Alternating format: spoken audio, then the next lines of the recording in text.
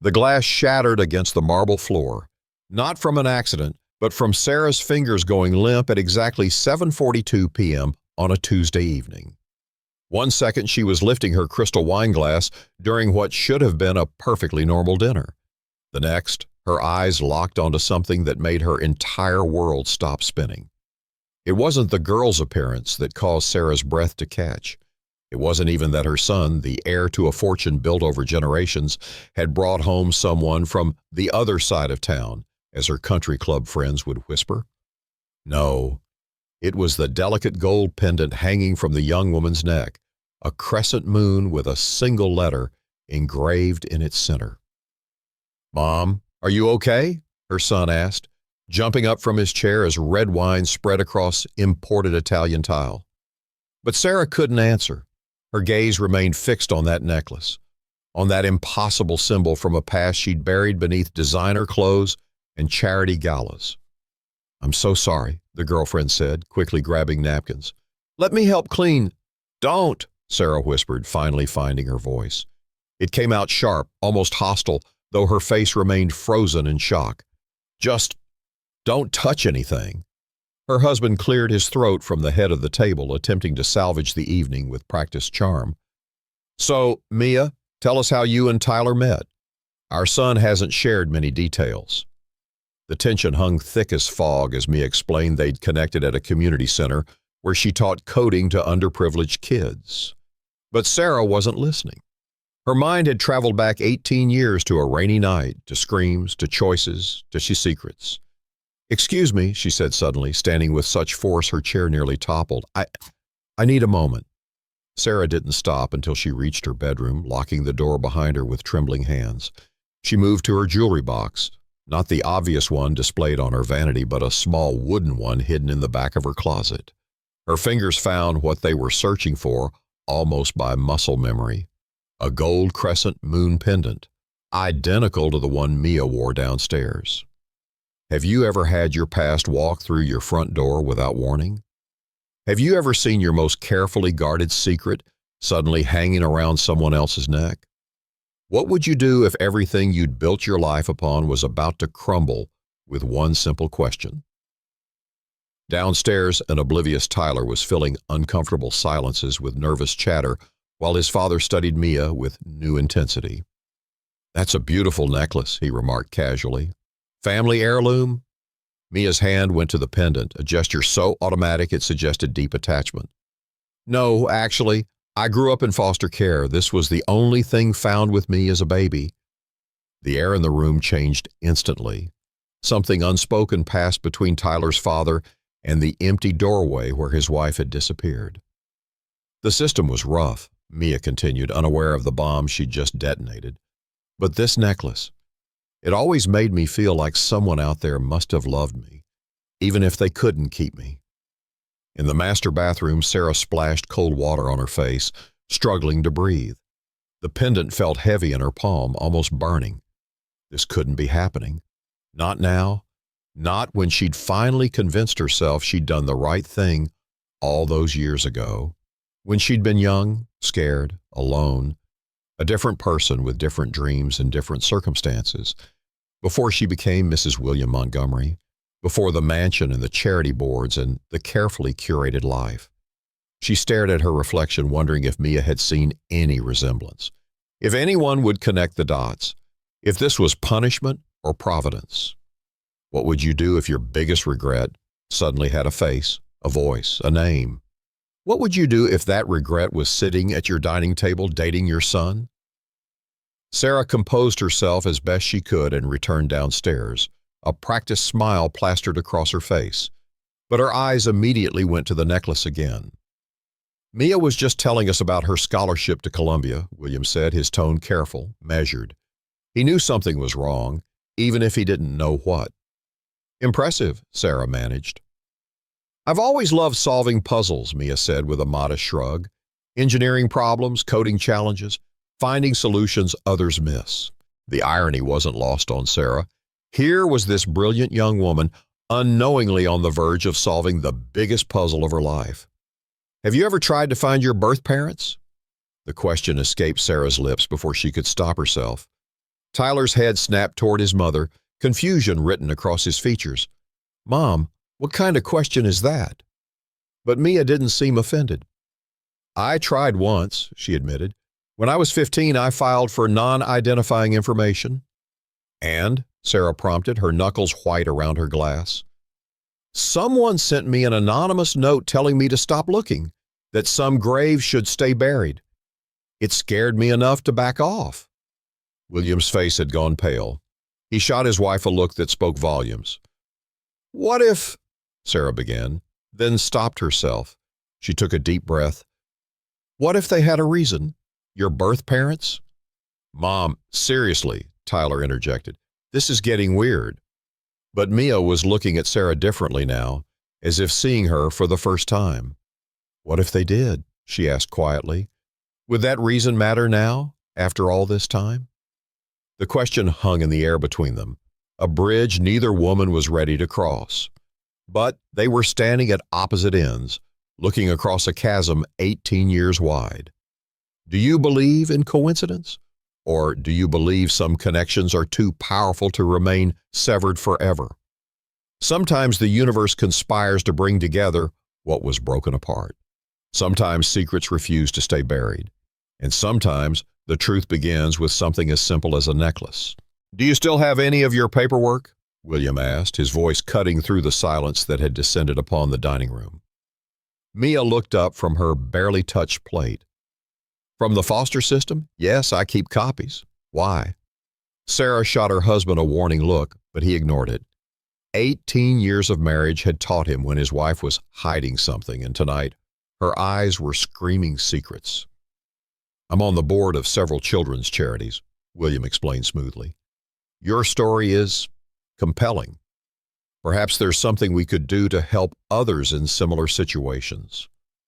Tyler looked between his parents, sensing the undercurrent but unable to decode it. "Dad, this is supposed to be dinner, not a charity case evaluation." "It's fine," Mia assured him, though her posture had stiffened. "The documentation is at my apartment. Nothing special, just intake forms, medical reports." "I want to see them," Sarah said suddenly. Everyone turned to her. "Tonight." 20 minutes later, they were pulling up outside a modest walk-up in a neighborhood where luxury SUVs like theirs rarely ventured. The contrast was jarring, from crystal chandeliers to a building with chip paint and security bars on the first-floor windows. "I'm sorry about the mess," Mia said as she unlocked her door. Though the tiny studio apartment was immaculate. Books were arranged by subject on handmade shelves. A small potted plant thrived on the windowsill. Everything had its place, the mark of someone who'd learned to create order in a chaotic world. Sarah stepped inside, suddenly aware of her designer heels against the worn floorboards. This could have been her daughter's life. This was her daughter's life, if her suspicions were correct. Have you ever stood in the aftermath of your own decisions? Have you ever seen with your own eyes how differently things might have turned out? "The file is in here," Mia said, retrieving a fireproof lockbox from beneath her bed. She unlocked it and pulled out a manila folder, worn at the edges from being opened and closed countless times. "Like I said, it's not much." Sarah took the folder with trembling fingers. The first page was a hospital report, yellowed with age but preserved with care. Female infant, approximately 5 days old, discovered near Westside Community Center. African American, healthy, no signs of neglect or abuse, found with gold crescent moon pendant. No witnesses to abandonment. The date at the top matched exactly, June 12, 2007. Sarah sank onto the edge of Mia's futon, her legs suddenly unable to support her weight. William looked over her shoulder, his breath catching as he read. "There's a note from the social worker on the next page," Mia said quietly, "about an anonymous call that came in." Sarah turned the page with numb fingers to find a handwritten notation. Anonymous caller, female educated accent, reported infant's location, refused to identify herself, said only, "She deserves better than I can give her. She deserves a chance." The room began to spin. Sarah recognized those words. Her own words, spoken through tears into a payphone miles from home, disguising her voice as best she could. Words she'd never told anyone, not even William. "It was you," William whispered, his voice a mix of shock and dawning realization. "Wasn't it?" Sarah couldn't speak, her vision blurred with tears she'd forbidden herself from shedding for 18 years. "What's going on?" Tyler demanded, looking between his parents in confusion. "Mom? Dad? What are you talking about?" Mia stood perfectly still in the center of her apartment, one hand unconsciously clutching her necklace. "You recognize something in this file," she said to Sarah. Not a question, a statement. The pieces were falling into place for everyone in the room, everyone except Tyler, who looked increasingly panicked. "I was 20 years old," Sarah finally said, her voice barely audible. "Junior year of college, from a good family with a reputation to maintain." William stepped back, running a hand through his salt and pepper hair. "Sarah, are you saying what I think you're saying?" She nodded, unable to look at Mia. "I had the necklaces made, 2 identical ones, one to keep, one to send with the baby." Her voice broke on the last word. "They told me she'd be adopted right away, that she'd have a better life than I could give her." "No," Tyler whispered, the color draining from his face as he looked at Mia. That can't be." But Mia wasn't looking at Tyler. Her eyes were fixed on Sarah, years of questions suddenly finding their target. "You're my birth mother?" The words hung in the air, sharp as broken glass. "Do you believe some secrets are meant to stay buried? Or do you think the truth always finds its way to the surface, like water seeking its own level?" "Yes," Sarah admitted, finally meeting Mia's gaze. "But there's more to it." "What could possibly be more?" Tyler asked, his voice rising with panic and disbelief. Sarah looked at her husband, whose expression had shifted from shock to something else. A realization, a question. "The timing," he said slowly. "We weren't together yet." Sarah nodded, a single tear escaping down her cheek. "I wasn't married. Your father and I met 2 years later." The implication settled over the room like fog. Tyler wasn't just discovering that his girlfriend might be connected to his family. He was learning she might be his half-sister. Sometimes symbols stay buried for a reason. Sometimes the truth they reveal can shatter foundations you thought were unshakable. And sometimes a simple gold pendant can unlock a past that rewrites your entire future. No one slept that night. How could they? 4 lives had collided in a way none of them could have anticipated, leaving wreckage that couldn't be cleared away with polite conversation or wealth or wishful thinking. Tyler had driven home in silence, his knuckles white against the steering wheel. His mother had offered to have their driver take Mia home, but the young woman had declined. "I need to be alone," she'd said, her voice steady despite the earthquake that had just devastated her world. Always dignified, even in chaos. Back at the mansion, Sarah sat in her dressing room until dawn, staring at photos from her college years. The images showed a different woman. Younger, of course, but also unguarded, unburdened by the weight of secrets. She traced a finger over one particular photo taken the summer before everything changed. Before the pregnancy test. Before the ultimatum from her parents. Before the impossible choice. Have you ever tried to find the exact moment where your life split in two, before and after? The precise second where one decision changed everything that followed? William hadn't come to bed. She found him in his study, nursing a glass of scotch, staring out at the skyline as if it might offer answers to questions he'd never thought to ask. "How long have you known?" he asked without turning around. "Known what?" Sarah's voice was hollow. "That she was here, in the same city." "I didn't know," Sarah whispered. "How could I? I gave her up completely. Closed adoption. No contact." William finally turned to face her. In 20 years of marriage, she'd never seen him look so lost. "And the father?" The question she'd been dreading, the final piece of the puzzle. "Someone from school, it didn't last." The words felt inadequate, dust motes floating in the heavy air between them. "He never knew. I never told him." "And you never told me either." It wasn't an accusation exactly, more like the recognition of a boundary that had existed between them all these years, invisible but impenetrable. "I wanted to," Sarah admitted. "So many times. When we were engaged, when we couldn't conceive, when Tyler was born. But then it seemed easier to keep it buried." Easier, William repeated, the word bitter on his tongue. Now our son is in love with a girl who might be his half-sister. Sarah flinched. We don't know that for sure. Don't we? William set down his glass. I saw your face when you saw that necklace. You recognized it immediately. That doesn't mean... Stop. His voice was quiet but firm. No more hiding, Sarah. No more pretending. That girl is your daughter. The question is, what are we going to do about it? Across town, Mia sat cross-legged on her futon, the contents of her file spread around her like puzzle pieces.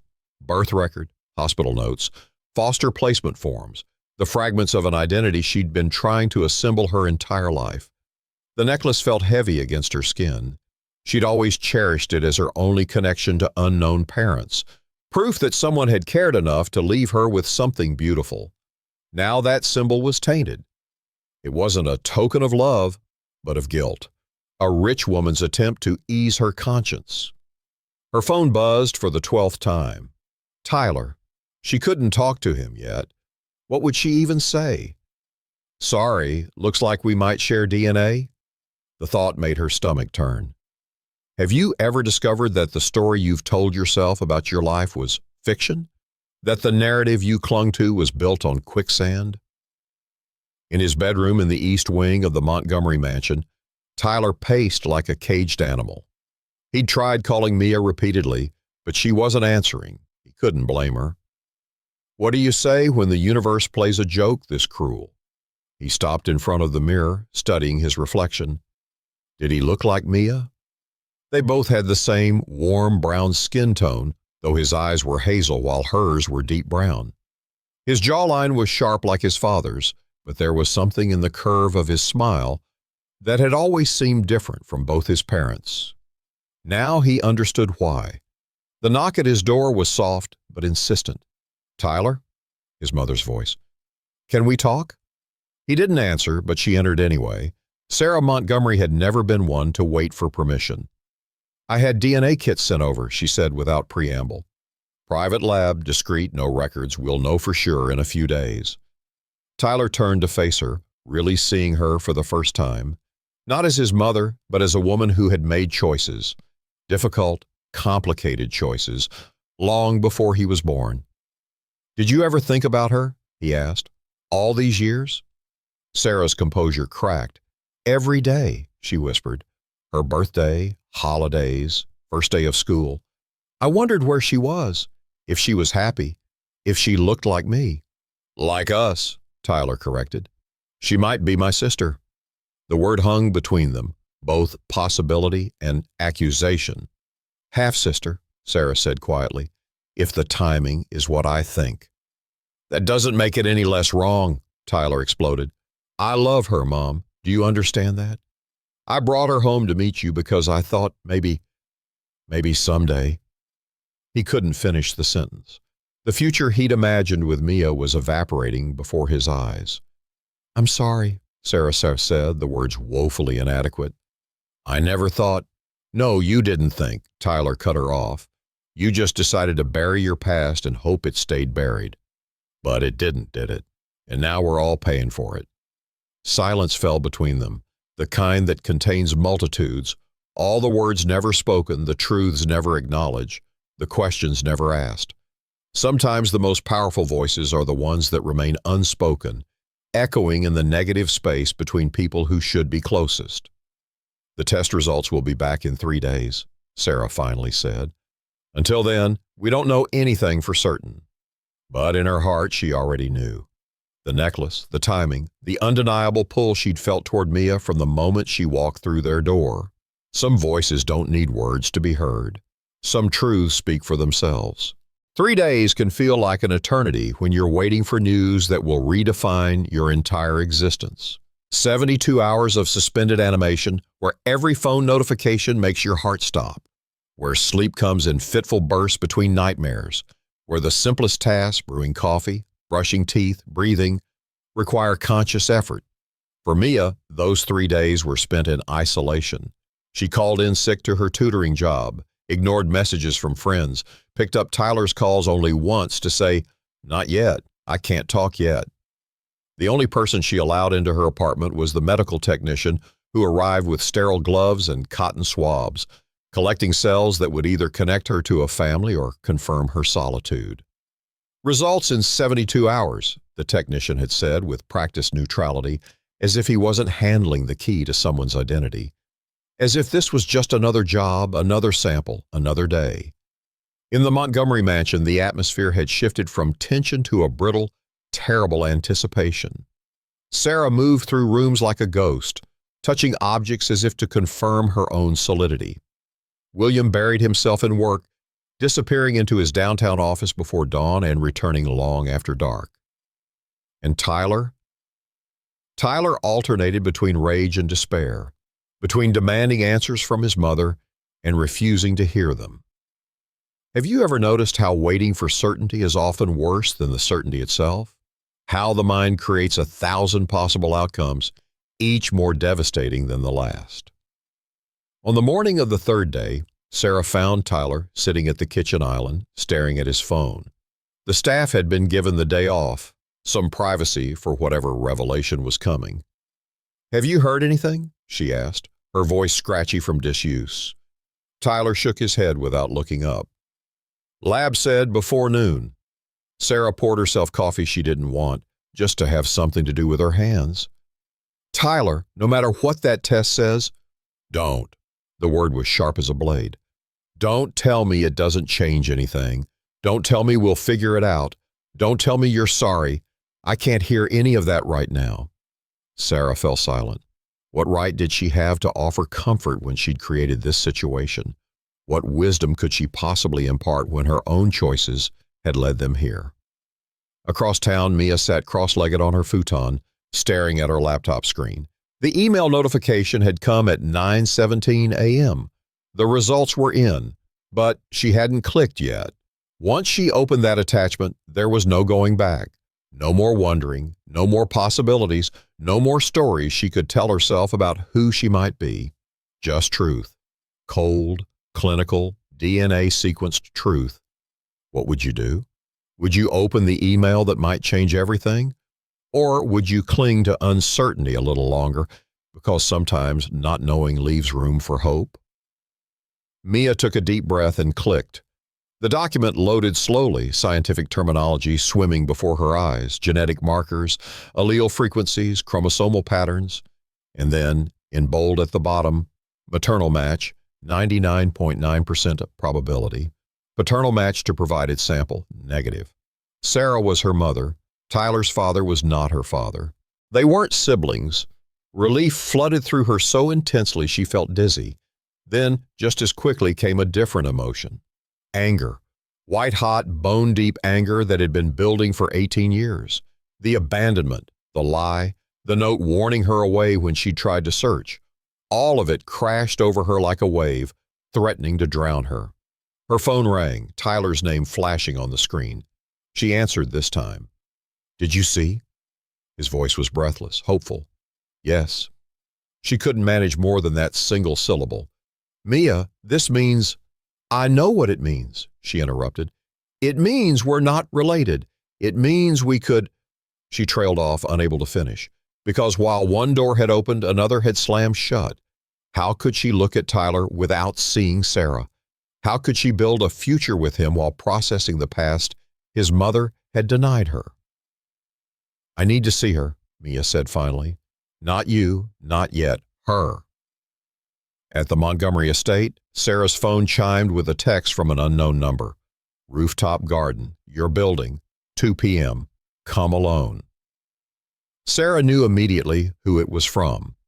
There was only one person who could make her heart race with that particular mixture of terror and hope. "The results are in," she told William, who had appeared in the doorway of their bedroom. "She's mine." William's expression was complicated. Relief for his son, sorrow for his wife, uncertainty about what came next. "And she wants to meet me, alone." Have you ever prepared for a conversation that's been 18 years in the making? What would you say first? Would you ask for forgiveness, offer explanations, or simply listen? Sarah chose her outfit carefully, not the designer clothes that marked her current station, but something simpler. A cream blouse, dark jeans, low heels. Her armor stripped away. The rooftop garden was empty when she arrived, the city spread out below like a living map. This building, her husband's first major development project, had a perfect view of both downtown and the working-class neighborhoods beyond, the division of worlds visible from a single vantage point. I thought this place was fitting. Sarah turned to find Mia standing by the entrance, the sunlight illuminating her face.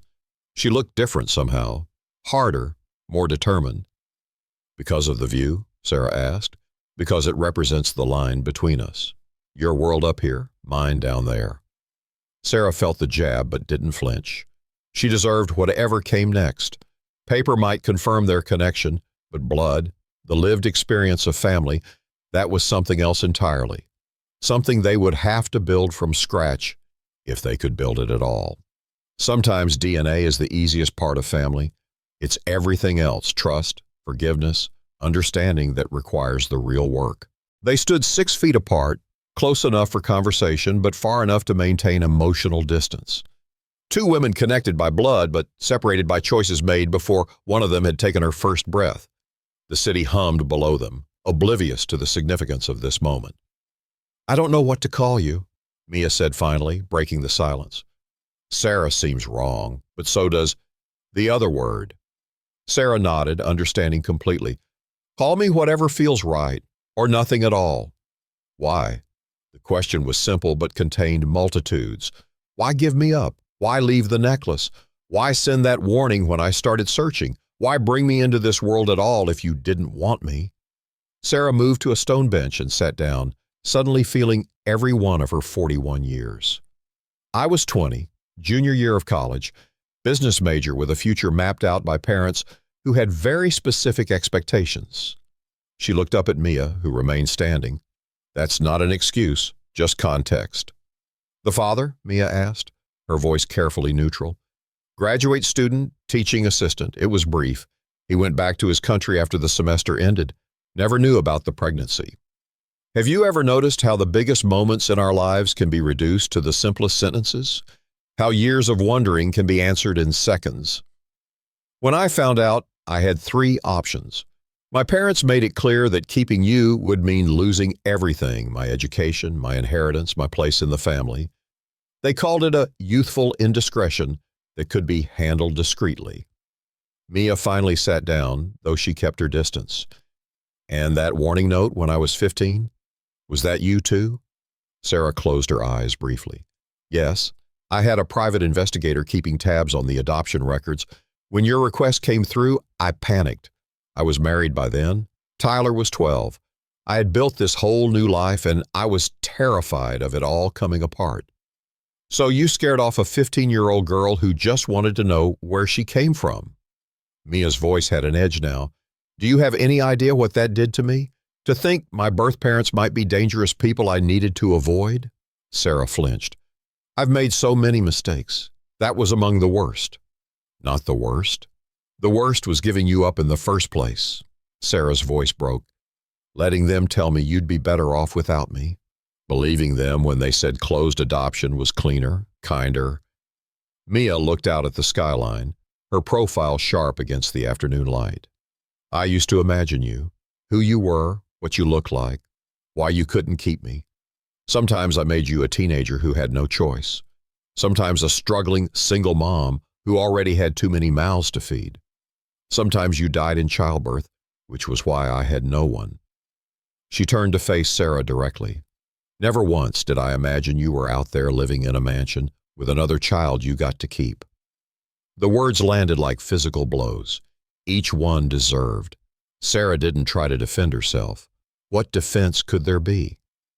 "I thought about you every day," she said quietly. "Your birthday, the first day of school you should have had, the holidays. I wondered if you were happy, if you were loved, if you were safe." "Wondering isn't the same as searching," Mia replied. "Wondering isn't the same as being there." 18 years of unspoken words hung in the air between them. 18 birthdays uncelebrated together. 18 Christmases, graduations, skinned knees, broken hearts, achievements, disappointments, an entire childhood that could never be reclaimed. Can absence ever truly be filled? Can time lost ever be made up? Or do we simply draw a line and begin again from where we are? I don't expect your forgiveness, Sarah said finally. I don't even know if I deserve it, but I want you to know that I never stopped loving you, even though I had no right to that love. Mia stood up suddenly, as if the emotion had become too much to contain while sitting still. I didn't come here for pretty words or explanations. I came for answers, and now I have them. She turned to leave, then paused. Does your husband know that you sent that warning? No, Sarah admitted. No one knew. That was my decision alone. Mia nodded once, a sharp gesture of acknowledgement rather than acceptance. Then she walked away, leaving Sarah alone with the weight of unspoken years that could never be recovered. 3 weeks passed. 3 weeks of silence from Mia, despite Tyler's increasingly desperate attempts to reach her. 3 weeks of tension in the Montgomery household, where conversations died whenever anyone entered a room. 3 weeks of Sarah checking her phone constantly, hoping for a message that never came. She needs time, William said one evening, finding his wife staring out their bedroom window at the city below. You can't rush this. What if she never wants to see me again? Sarah's voice was hollow. What if this is it? One conversation and then nothing. William placed a gentle hand on her shoulder. Then that's her choice, and we have to respect it. The simple truth that no one wanted to face.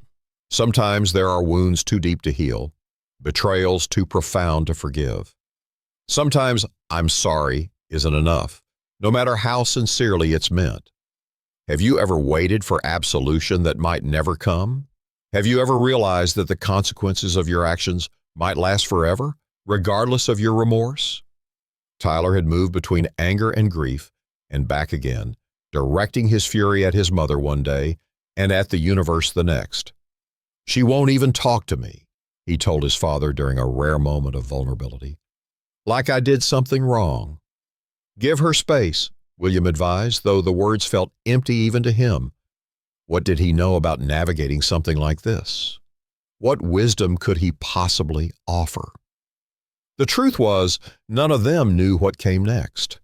There was no roadmap for this territory, no guidebook for families pieced together from secrets and revelations.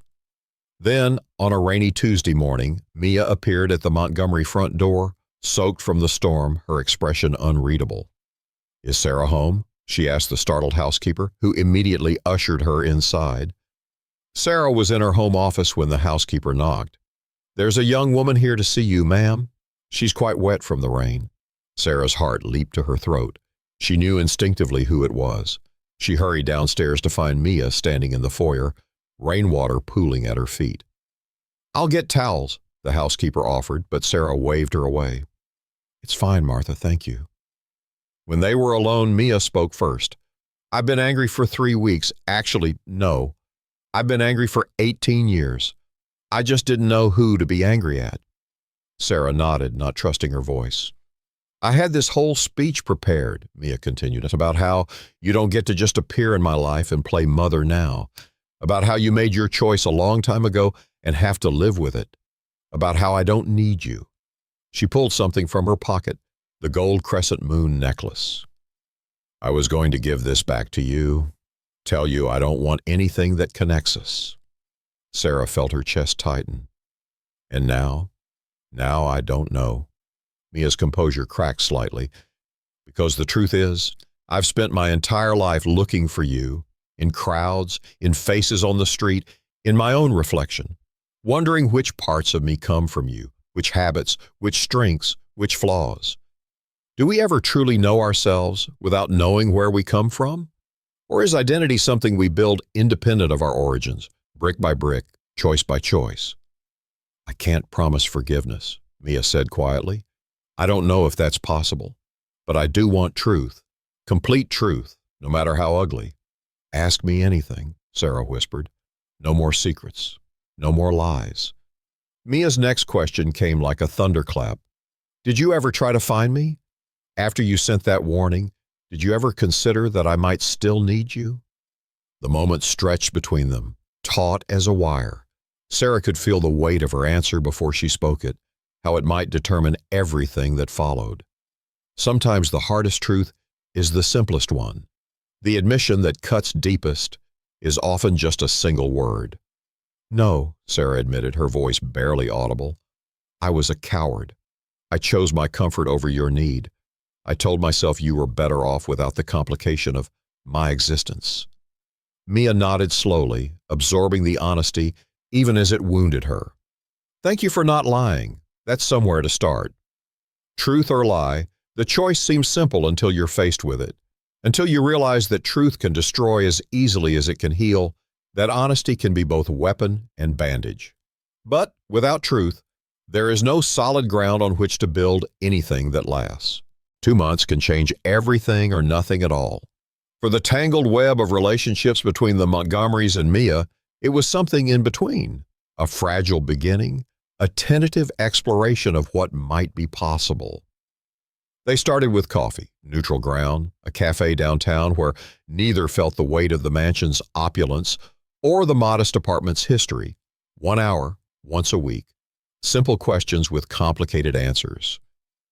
Did you keep anything from when you were pregnant with me? Mia asked during their third meeting. Sarah hesitated, then reached into her purse and pulled out a small, worn ultrasound image. Just this. I kept it hidden in my college textbooks, then in journals, then in a safety deposit box. I told myself I was protecting you by keeping it secret. The truth is, I was protecting myself. Small revelations, building blocks of understanding. Not forgiveness, not yet, but something adjacent to it. The possibility of it, someday. Tyler kept his distance initially, unsure of his place in this delicate reconstruction. I don't know what I am to her now, he confessed to his father one evening. Not her boyfriend anymore. Not really her brother. Just what? You're whatever you both decide to be, William answered, wisdom born from watching his wife navigate these treacherous waters. There's no handbook for this situation. Have you ever tried to find your way through uncharted emotional territory? To create a map where none exists, drawing boundaries and bridges as you go? By the third month, dinner became possible. The four of them around the Montgomery dining table, the same place where everything had begun with a glance at a necklace. The symmetry wasn't lost on any of them. I applied for that tech fellowship, Mia mentioned as they passed dishes family style, a deliberate casualness in her voice. The one with the international placement. Sarah's hand froze mid-reach for the water pitcher. That's in Singapore, isn't it? For 2 years, Mia confirmed.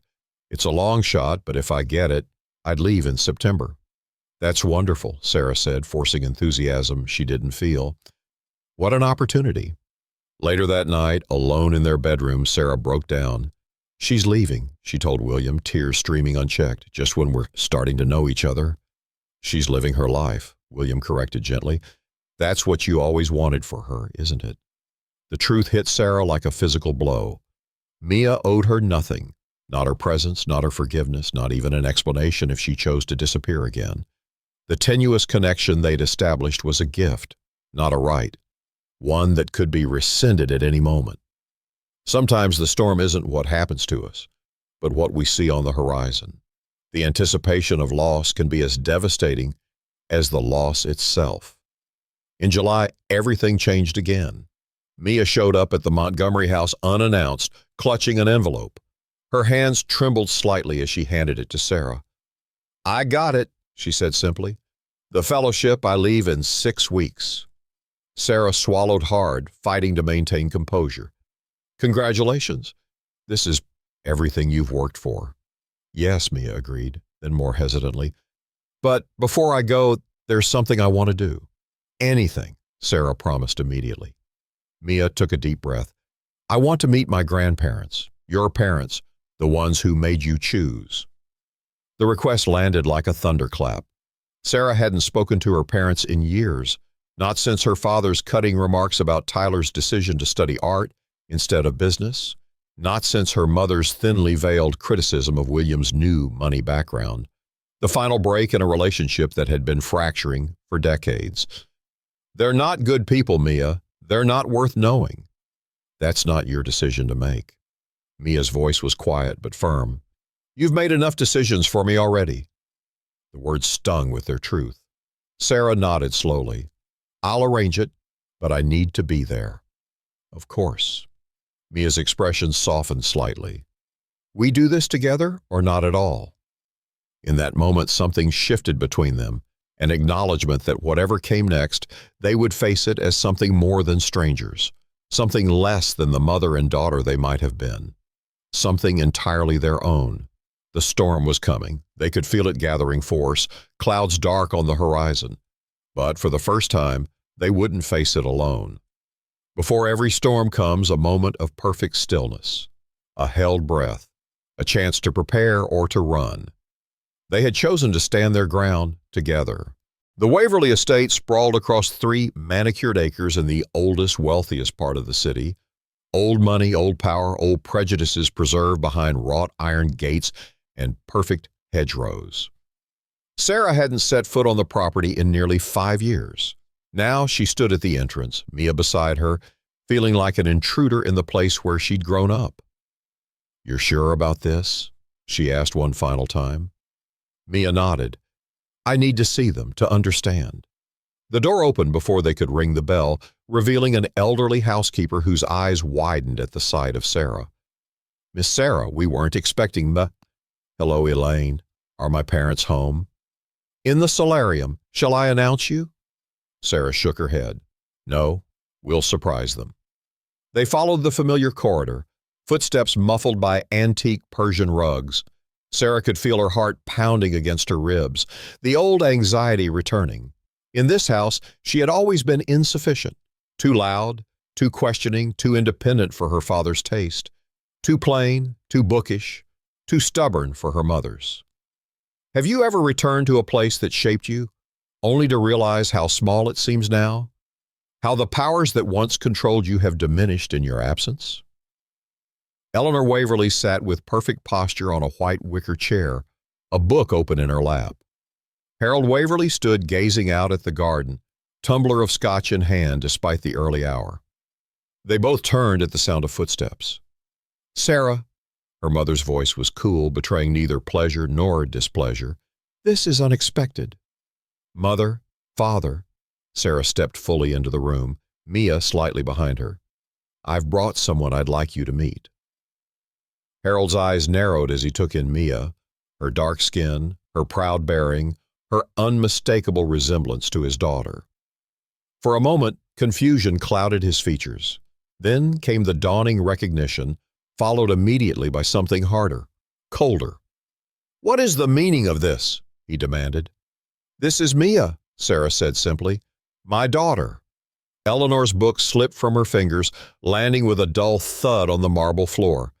"You cannot be serious. That situation was handled years ago." "That situation has a name," Sarah replied, her voice steady. "She has a life. She has achievements and dreams and questions. And she wanted to meet you."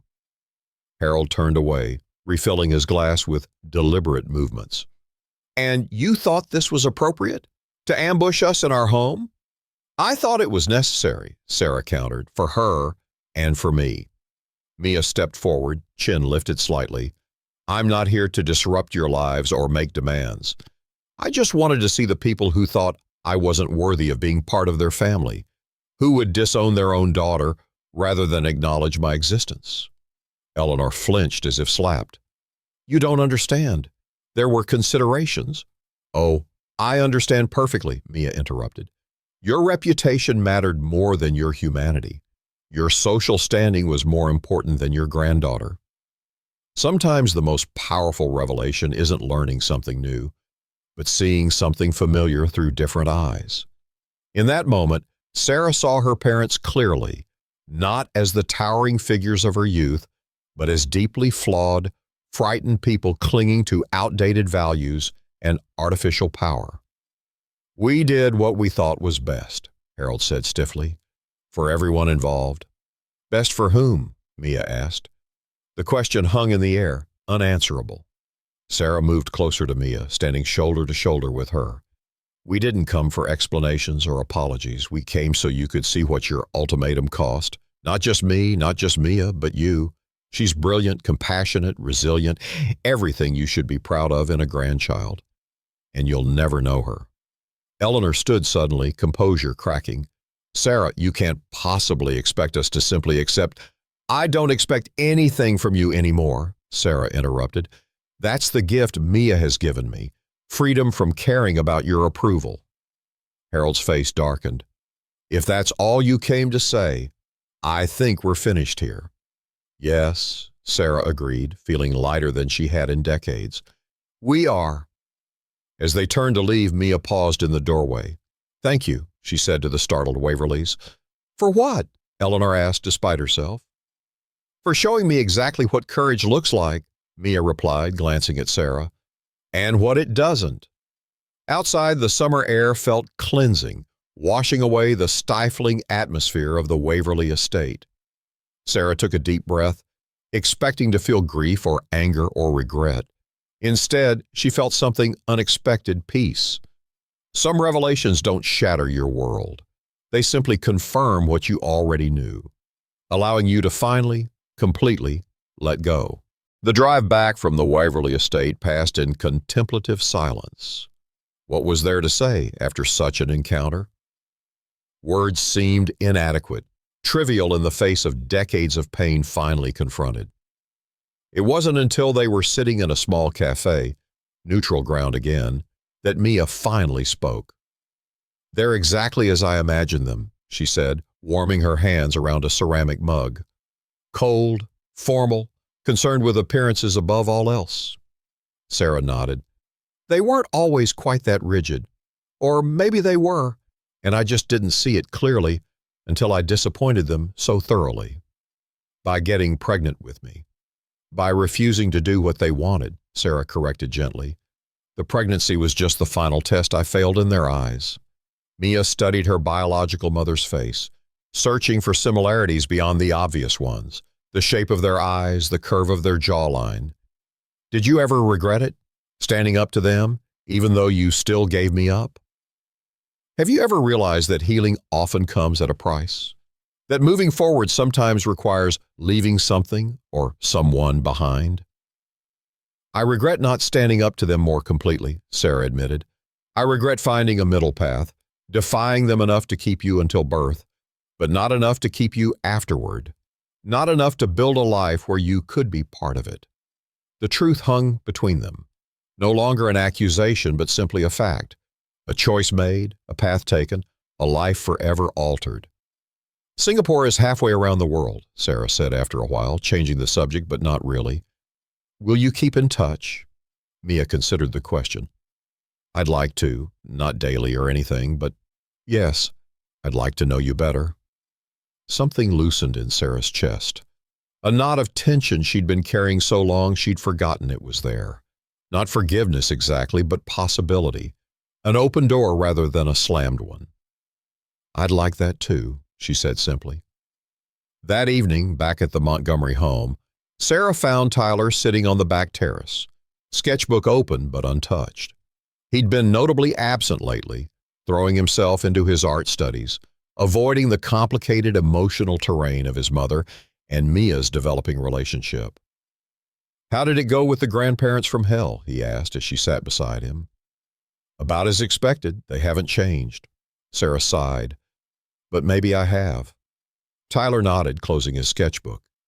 "Is she really leaving for Singapore?" "Yes, 6 weeks. I don't know how to feel about her anymore," he admitted. "I loved her. Then I thought she might be my sister. Now she's, what, my stepsister, my mother's daughter? Just someone passing through our lives?" Sarah reached for her son's hand. "She's whoever you want her to be in your life, Tyler. That's for you two to figure out. If she even wants me in her life at all." The bitterness in his voice was palpable. "She's barely spoken to me since everything came out. She's been figuring out who she is, who I am to her. That had to come first." Sarah squeezed his hand. "But that doesn't mean there isn't room for you in whatever comes next." Inside the house, William was on the phone, his voice drifting through the open window. "Yes, I understand the deadline. No, the foundation paperwork will be ready for review by Monday." The pieces of a plan that had been forming in Sarah's mind for weeks, discussed in late-night conversations with her husband. A new beginning, a different kind of atonement. The cost of healing isn't paid just once. It's an ongoing investment of vulnerability, of effort, of facing uncomfortable truths. Sometimes it means letting go of old dreams to make space for new ones. Sometimes it means creating something positive from the ashes of past mistakes. For Sarah, it meant establishing a foundation to support young women in the foster system pursuing careers in technology. For William, it meant using his business connections to create internships and mentorships. For Tyler, it would mean finding a way to transform his pain into art, his confusion into creation. And for Mia, the cost of her healing remained to be seen. The choice to forgive or not was hers alone. The decision to embrace this newfound family or to keep them at arm's length could not be rushed or demanded. Some debts can never be fully repaid. Some wounds leave scars no matter how perfectly they heal. The cost of moving forward is accepting this truth without letting it prevent the journey. 5 weeks before her departure, Mia received an invitation. Formal, printed on heavy cardstock, delivered by courier. The Montgomerys were hosting a launch event for their new foundation, and her presence was requested as the guest of honor. She stared at the embossed lettering, tracing it with her fingertip. The Jotter Lane Initiative for Technology Education and Advancement. Her name, formalized and elevated, turned into something larger than herself. "They named it after me," she told her roommate, disbelief coloring her voice. "A whole foundation." "Are you going to go?" her roommate asked. Mia didn't answer immediately. The invitation represented something significant, not just a social event, but a public acknowledgement. An announcement to the world that she was connected to the Montgomery name, even if the specific nature of that connection remained private. What would you do if someone tried to rewrite your story? Not to erase the painful chapters, but to add new ones that might change the ending? 3 days later, she found herself in a sleek black dress, standing at the edge of a hotel ballroom filled with Chicago's elite. Business leaders, tech innovators, education reformers, all gathered to witness the unveiling of the Montgomery family's newest philanthropic venture. Sarah spotted her immediately, breaking away from a conversation to cross the room. "You came," she said, relief evident in her voice. "I wasn't sure you would." "I wasn't sure either," Mia admitted. "It's a lot, using my name like this." "We should have asked first," Sarah acknowledged. "If you're uncomfortable with it, we can change." "No," Mia interrupted. It's good, using what happened between us to help others. I just don't want to be a charity case. I don't want people looking at me with pity." "No one here knows the full story," Sarah assured her. "They know you're the inspiration for the foundation. The details remain private, ours alone." Across the room, William tapped a microphone, calling for attention. The crowd quieted as he began to speak about educational inequality, about talent wasted for lack of opportunity, about bridges that needed building between communities. "Our family recently had the privilege of meeting an extraordinary young woman," he said, his voice carrying across the hushed room. "Someone whose brilliance and determination reminded us of our responsibility to open doors for others." Mia felt the weight of eyes turning toward her, curious glances, evaluating looks. She straightened her spine, lifted her chin slightly. This was not the narrative she would have chosen, being the inspiration for wealthy people's philanthropy. But perhaps she could reshape it into something more empowering. Family isn't always defined by blood or by choice. Sometimes it's defined by shared purpose, by collective action, by the decision to move forward together rather than apart. After the speeches, after the applause, after the ceremonial check presentations to partner organizations, Tyler approached her. They hadn't spoken directly in weeks. "So," he said, hands in his pockets, uncertainty in his stance. "Singapore." "Singapore," she confirmed. "I leave next week." "Will you come back after the 2 years?" Mia shrugged, the gesture more casual than she felt. "I don't know. There might be opportunities to stay longer, or to go somewhere else entirely." Tyler nodded, absorbing this. "We're pretty messed up, aren't we? This whole situation." A surprised laugh escaped her. "That's one way to put it." "I miss you," he said simply. "Not as whatever we were before, but as someone in my life, someone who matters. The honesty disarmed her.